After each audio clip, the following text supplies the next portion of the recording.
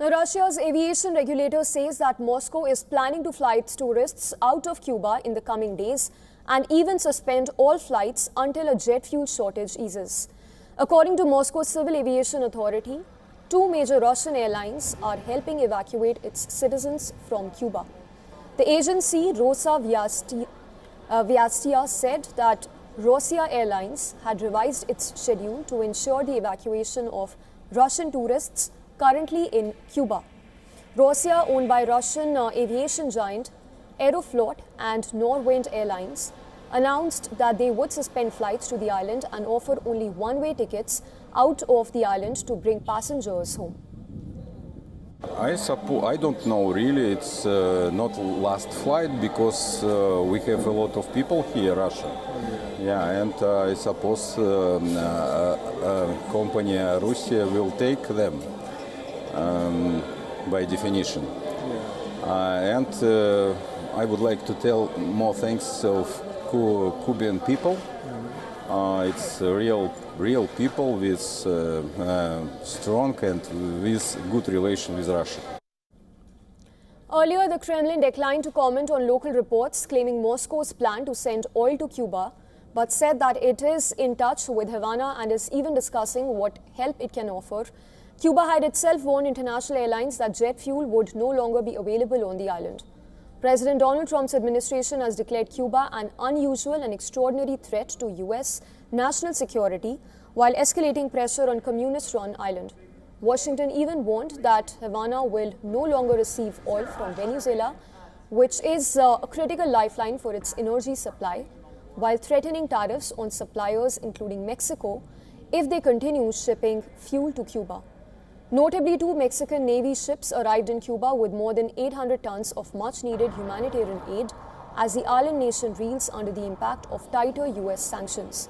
Mexico's President Claudia Sheinbaum had earlier protested against the impact of Trump's tariff threats to Cuba's oil suppliers. Chile, too, has defended its decision to send humanitarian aid to shortage-struck Cuba. This is aid from the Chilean state to the Cuban people, not to their government. For this reason, it will be channeled through the United Nations multilateral agencies that offer guarantees and confidence that the resources will be put to good use. Being critical of the Cuban regime cannot mean being indifferent or indolent to the hunger of its people. Meanwhile, Cuban school children are now attending classes on reduced schedules as the government implements emergency measures to conserve fuel amid a deepening energy crisis. The education cuts are part of a sweeping nationwide rationing plan, which affects transportation, communications, electricity, and even healthcare sectors. The Ministry of Education has taken measures in some municipalities and some territories that are not working the complete session. They are working half a session, or not every day. Nevertheless, in our educational institution, we are working a complete session, morning schedule, afternoon schedule, and despite the energy situation, we continue working for the quality of the teaching process, maintaining it, taking into account the current conditions in the country. And getting us more details on Cuba's fuel shortage is our correspondent Susan Tehrani, who sent us this report from New York. Cuba is facing a deepening crisis as its fuel supplies run dangerously low and its economy weakened after the U.S. cut off Venezuelan oil shipments. The United States, under President Donald Trump's policy, is blocking fuel imports and threatening tariffs on other countries that try to help Cuba, which has led to energy shortages, blackouts, and a humanitarian strain.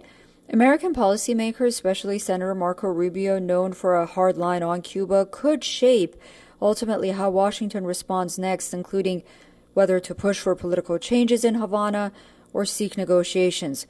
With the island's economy under immense pressure, decisions by U.S. officials may strongly influence Cuba's political and economic future.